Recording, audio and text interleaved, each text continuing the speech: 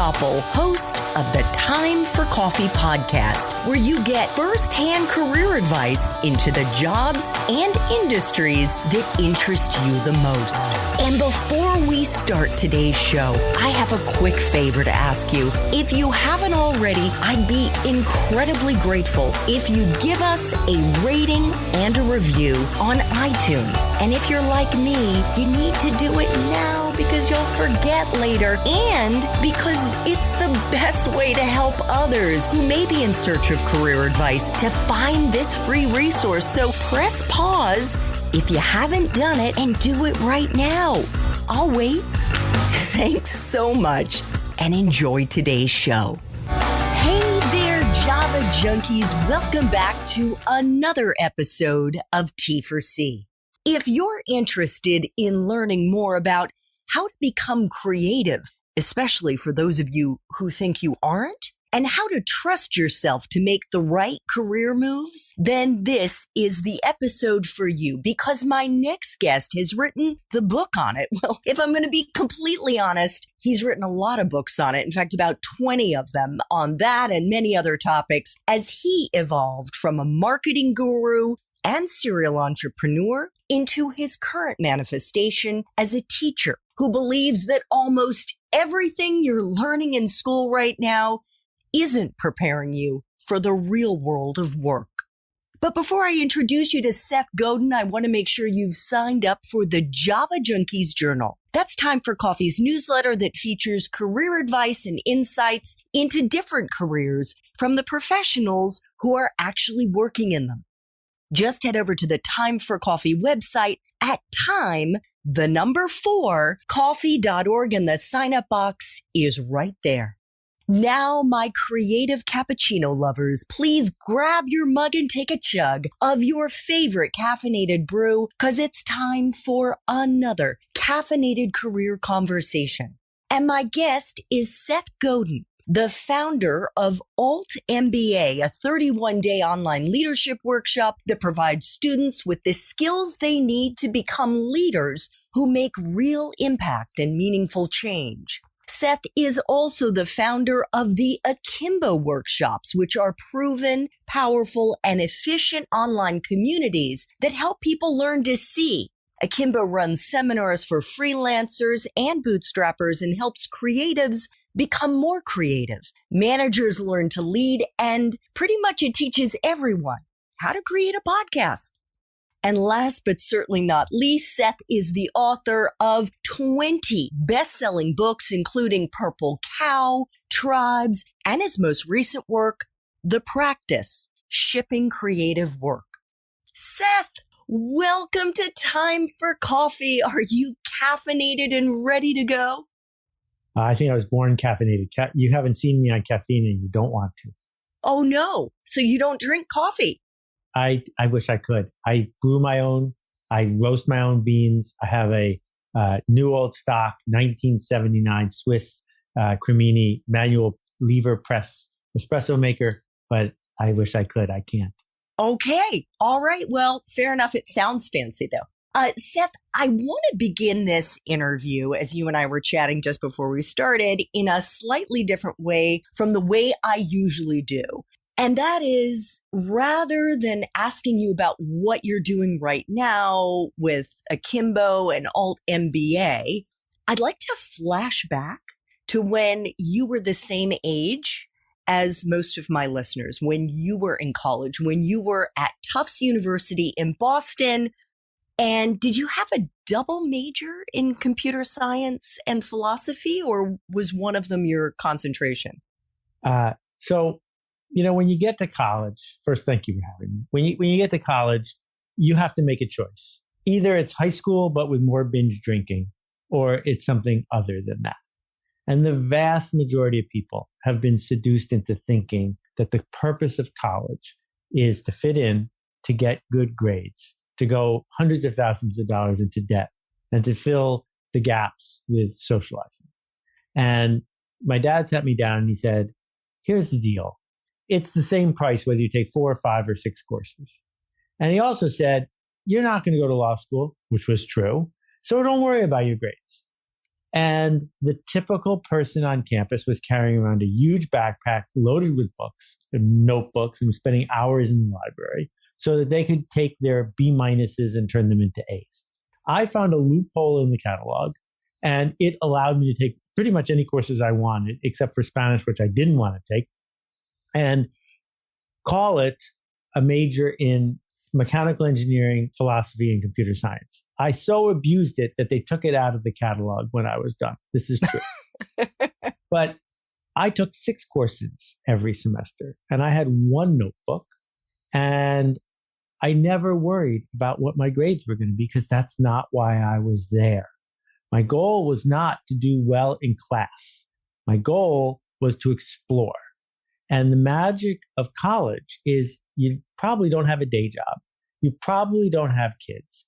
Here's the last moment you have to explore. And with Steve Dennis, we built the largest student-run business in the world. We had 400 employees on campus for the temporary employment agency we ran.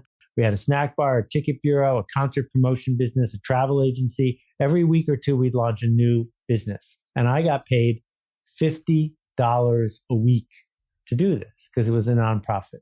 And none of these things were hard. They were just scary because no one said, you can do this. And so let's fast forward 40 years. A friend of the family, real theater kid in high school. His whole thing was be in this play, be in this play. He gets to a famous Ivy League college and he goes to apply for the improv troupe. And he comes in 12th in the auditions, and they only let in the top 11 people.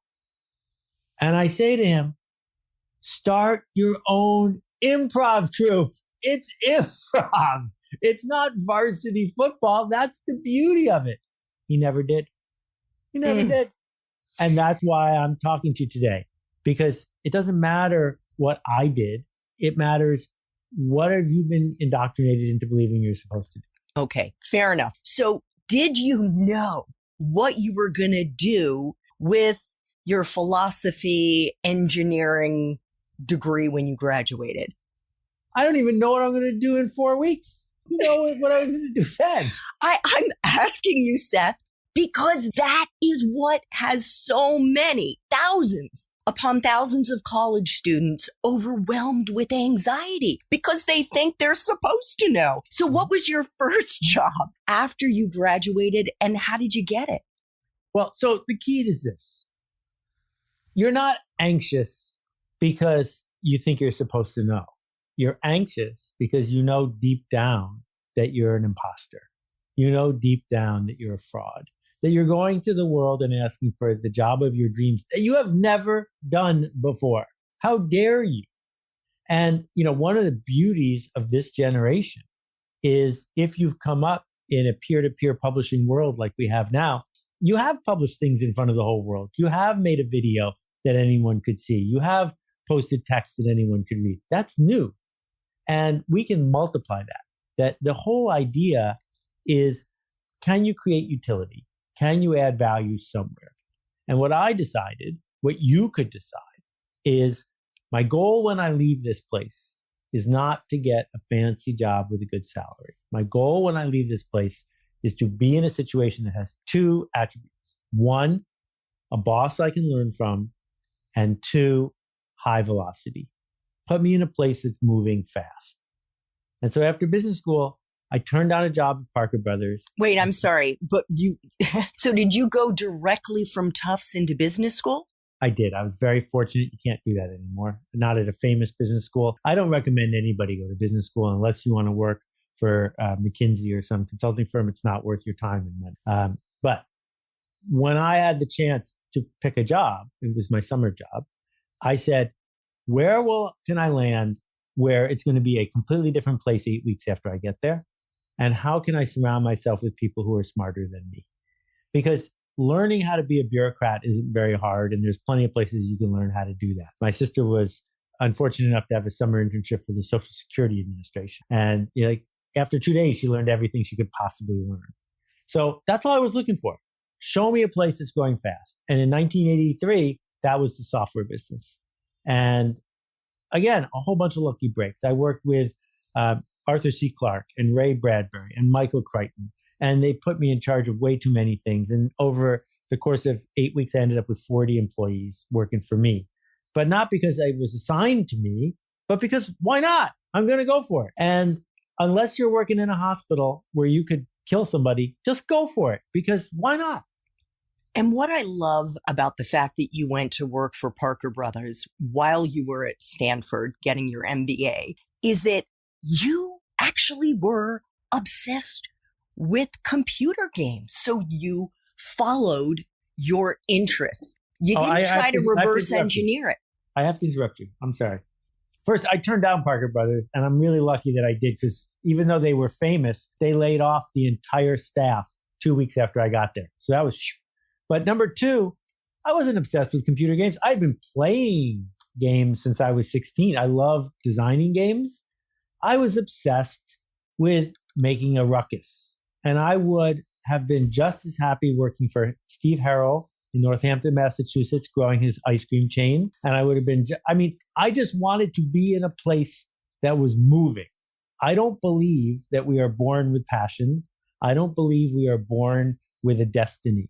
I think that we invent one. And so for me, yeah, I'm really good at making games. I think that way, but there are other things I do too. And this idea of finding your authentic self is baloney. It's not true. You don't have an authentic self, but you have a chance to be consistent. And what became clear to me in college was, if I had to get a job where I had to meet spec every day, fill in the blanks, show up on time, and do what I was told, I would get fired and I would be unhappy. So I've spent the last 40 years avoiding that. Yeah. And thanks for correcting me. It was Activision that you worked for. So what happened at Activision was, again, the fast growing thing. In 1983, Activision was the fastest growing company in the history of the world. Let's think about that for a minute.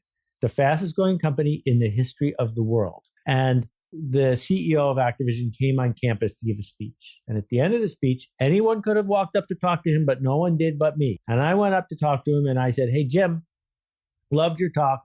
I'd like to intern for you as your assistant this summer, because this is the fastest growing company in the history of the world. And I would like to see how you're doing it." And he said, "Here's my card. Come see me in 2 weeks." So what I did was, I decided if I just went in and said, "Tell me what to do, I'll do it." If I went in and said, "You can pick anyone and I'm anyone," he wouldn't have any time for me. So instead, I dug out an article by a guy named Ted Levitt, which I encourage everyone to read, called Marketing Myopia from 1963. And I walk into his office. Now, again, this isn't because I have a gift. I don't. It's because I had nothing to lose, just like you. And I walk into the meeting and I say, "Here's the thing, Jim. You guys make cartridges for the Nintendo. That's not going to last.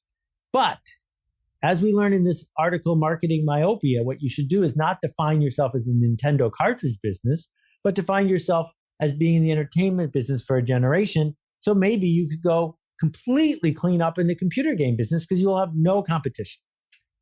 And Jim looked me in the eye and stood up to throw me out of the office. This was after 1 minute. And right then the door opens and his head of human resources walks in holding a copy of Cashbox magazine. Cashbox magazine was like Billboard in those days, and it had a chart on the back, best-selling games. And the HR person comes and says, "Great news. We have 9 of the 10 best-selling games in America this week," which was the first time that had ever happened. And so Jim leaves and goes down the hall to celebrate with all the other executives. I'm just sitting there. He didn't say it. I'm just sitting there. And he comes back in 20 minutes and he looks at me and he says, "Are you still here?" I say, "Yeah." He says, "Okay, you start on June 1st. And I leave. And then... and how old were you at this point? 23. And so everyone says, "Wow, what a lucky break." And then the woman who I was dating, who lived in Boston, calls me up and says, "I said I was coming to California for the summer, but I'm not." So I turned down the job at Activision, never worked at Activision for one day. And I went to Boston and worked for a company no one ever heard of. And because it was a company no one ever heard of, I was the only person who applied for a job there. Again, all of these little things are really good luck, but I'm leaving out all the things that were really bad luck. It doesn't matter. What matters is if you had enough privilege and you had enough advantage to go to the kind of college that you went to, and you're listening to a podcast like this, you have enough resources to go get a job at a company no one ever heard of and screw up. Because I screwed up a lot. And I was just really fortunate that my screw ups were all the right kind of screw ups in the sense that they didn't get me fired. One of the things that I have seen, Seth, among the many college students I've coached is that they get very fixated on a title and on a company and believe that that is the only path for them to break into an industry that interests them. What's your opinion about that? Okay, so if you go to Target or Walmart, you will see near the cash register a machine that looks like an ATM. And that machine is actually how you apply for a job there. You never speak to a human. You type in your social security number, answer 3 questions, and they hire you. If that's the kind of job you're going for, you're going to be treated like a cog in the system. And if you really care about an industry, the chances in 2022 that you will incrementally work your way up to the point where you have an interesting job are close to zero. Because they have this huge, huge funnel, right? Where 1,000 people start, and then it's 100, and then it's by the time you get to 10, which is 1 out of 100 people, now you have an interesting job. That's no way to spend your life. The way to skip those steps is to matter before they hire you. And the way to matter before they hire you is to publish the most definitive blog or newsletter on the topic, to put into the world your insight and vision about how something in this industry could be better, to put at least as much effort into that as you put into some silly project in school for which you got an A-. Because if you are regularly and persistently leading the way that people in an industry can think, right? Like, so let's just say you want to be an executive at Starbucks. Well, one way you could do that is by visiting 100 Starbucks, wouldn't take you very long, take pictures of the inside of each one, and regularly blog your analysis and criticism of the setup, the planogram, the flow, and everything else of one Starbucks after another. You will now be the world's expert on coffee shop retail dynamics. Do you think that will make it easier for you to get a job at Pete's? Of course it will. And so pick your industry and speak up early and often. Connect and lead, ask questions. Don't go on an informational interview. Have people call you because they want your information. Because that's how if you think this is what you want, this is how you're going to get it. I think that's amazing advice for someone who's a little farther along in their journey. You shake your head. But I think that for a 21-year-old and a 22-year-old who has been, and you're the guy who's written about this, brainwashed into being a cog in a wheel, to suddenly get them to shift their mindset like that is really hard and maybe overly ambitious. What makes you think you're going to shift your mindset if you get a job as a clerk, right? And then you get promoted to senior clerk. And then if you don't shift your mindset now, you're never going to shift your mindset. You have nothing to lose right now. This is your only asset. Everyone else is ahead of you. The only asset you have is that you can do stupid things that might not work. And if they don't work, I'm still doing them. Right. But if they don't work, no one's going to notice because that's the way the media works. So another example, I did a series last March. I love dark chocolate and I love the people in the dark chocolate industry. And like, here's some of the examples of things from the dark chocolate industry. Ooh. And the thing is, dark chocolate is grown by some of the poorest farmers in the world, but then craftspeople working with the farmers who are paying them significantly more than Hershey or Nestle work with them to produce this luxury good that only costs $8. That's fantastic. And so I did a series of interviews on Instagram and I did 20 of them. And each time I did one of the interviews, that company's sales grew because I just wanted to give them a platform. Well, whatever industry you care about, you can do the same thing. And it doesn't matter if someone shows up for the interview, just talk to them. Just say, if I was talking to Jim from Activision, these are the 7 things I would tell him. Here's a memo I just wrote to Bob Iger. retired CEO of Disney. Put the memo online, see what someone says. Maybe it'll spread. And even if none of it works, you're going to learn more doing that than you ever learned in college, and it's free. So how did you get into marketing? We're all in marketing. But how did you, back in the day when we didn't have this, the cell phone, the Zoom rooms, how did you do it? Well, what do you think marketing is? Selling. Well, it's storytelling. It is storytelling in a way that gets other people to change their minds. And so if you run to be head of the safety patrol in 5th grade to keep kids from tripping in the hallway, you are marketing in the sense that you have to stand up and tell people why you should be head of the safety patrol. I came in 3rd. And if you want to get the school to shift the way they calculate class rank when you're in 11th grade, you have to tell a story to the principal. That's marketing. We're all in marketing. And so I had some of my early marketing experiences working with my dad. His company mistakenly decided to get into the ski business without knowing what they were doing. And I was only like 13 or 14, but I had things to say about the stories that we could tell. And when I was in college, rolling out one of these little businesses after another, like, okay, there's a coffee shop. Well, calling it a coffee shop instead of a cafe, that's marketing. Figuring out what the price of a cup of coffee is going to be, that's marketing. You learn how to do marketing by doing marketing. And I think marketing now has a bad rap because some people think it means hype and hustle and spam. That's not marketing. That's hype and hustle and spam. Marketing is telling a true story to people who want to hear it. Love it. So I was going to ask you, how did you get into entrepreneurship? But it sounds like that also started super early. Well, and it's the same thing, right? That if you bring, 5 bags of Fritos to school that you bought for 15 cents with, stole from your mom, and you sell them for 30 cents each, you're an entrepreneur. And then you can take the profits, pay back your mom and buy some more Fritos and do it again tomorrow. And you've been indoctrinated into thinking that's somebody else's job. Well, okay, fine. Go get yourself a job at General Motors as a clerk. But I'm guessing that then you would be wasting your time listening to this podcast.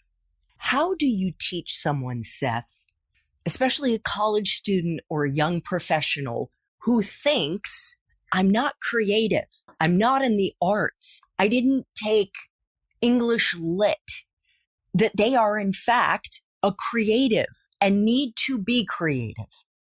I don't know if I have to teach them that as much as I have to help them look in the mirror and see it, right? So a couple of weeks ago, you were late on your way to a football game and there was a traffic jam, and you realized that if you got off at this exit and took 3 left turns and went that way, you could beat the traffic. Well, that's creative problem solving, I think. And maybe you decided to organize a retreat for your sorority and you needed a way to figure out how to get Airbnb to let you rent a certain place even though they didn't want to. That's creativity. And you at least once wrote a paper that wasn't plagiarized. I'm guessing that your ability to put 20 words in a new order that have never been in that order before is creative. So you're not really asking me, are you creative? What you're asking me is, if you put your creativity in front of other people, will they still like you? And the answer is probably not. But then you get to do it again. And then you get to do it again. And then you get to do it again. And if you want to read my first book, please feel free, from 1986, but it's not very good. And if you want to look at, some of the stuff I did when I was a book packager, please do, but it's not as good as the stuff I do now. And Miles Davis did not record Kind of Blue, the first album he ever made. Kind of Blue, which only took 4 days, by the way, best-selling jazz album of its time, it didn't take 4 days. It took 18 years. But it only took 4 days when he showed up in the studio because he kept doing it wrong for a long time to learn how to do it right. Speaking of doing it right, you've already mentioned the fact that you have done it wrong and screwed up over the years and whatnot. And one of the questions that I try to ask all my guests, Seth, is to share a time in their professional life when they really screwed up. Maybe when they failed, because it's super easy for someone who's 22 to look at a Seth Godin, who is quite a bit older than 22 at this point, and say, I bet that guy never really dropped the ball. Have you? So there's two kinds of screw ups. The biggest ones are the errors of omission. The people I didn't give the benefit of the doubt to, the people I didn't treat fairly, the opportunities I failed to pursue, the chances I had to build something or invest in something, and I said, I don't get it. And those have cost me billions of dollars and broken my heart. Billions of dollars and broken my heart. But those aren't the ones you're asking about. You know, the early in my career, the software that I was building, we didn't want to shrink wrap it. And so I ordered 10,000 little tiny Velcro dots that would connect and keep them shut. But I failed to test whether the Velcro dots would stick to the packaging or not, and they didn't. And so all these senior people in the company are busy putting the packages together to meet our deadline, and none of the Velcro dots are sticking. But you survive that. A bigger one is, you may have heard of a company called AOL. AOL used to be our biggest customer. At the time, I had 50 employees, and we were running a series of online promotions for AOL. We invented email marketing. And there was also a company called Carter Wallace, which made a deodorant called Arid Extra Dry. They were another one of our customers. And one morning, all the AOL customers opened their email and discovered that they're getting emails about Arid Extra Dry deodorant. And that's a really big problem. And so the client at AOL calls up, and their stock price was very fast moving, and she was very stressed. And she yelled at us about the fact that we had screwed up. I said, no problem, we got to fix it. And the next week, the emails went out, and it was wrong again. And Audrey called me up, screaming even louder. And I said, you're absolutely right, Audrey. This is inexcusable. I'm going to get on a plane. I'm going to fly to Vienna, Virginia, where you're located. I'm going to apologize to you face to face so you know how serious we're taking this, and it will never happen again. And Audrey said, if you set foot on this campus, I will have you arrested. And so our team completely scrambled. We hired somebody we couldn't afford. We rebuilt all of our systems. And the next week, I get into the office at 5 a.m. because there's no Wi-Fi at home. It hadn't been invented yet. I get in the office at 5 a.m. and I open my AOL account, and there's an email from Arid Extra Dry. And I call up Dan, my head of tech. He's in Boston. And if Dan hadn't been in the basement office, he would have jumped out the window. It doesn't work if you're in the basement. It turns out that our system had worked and only 3 people had gotten the incorrect email. But what you learn from situations like this is you can't be cavalier. You have to be serious. There are consequences to your actions. You should start small and work your way up.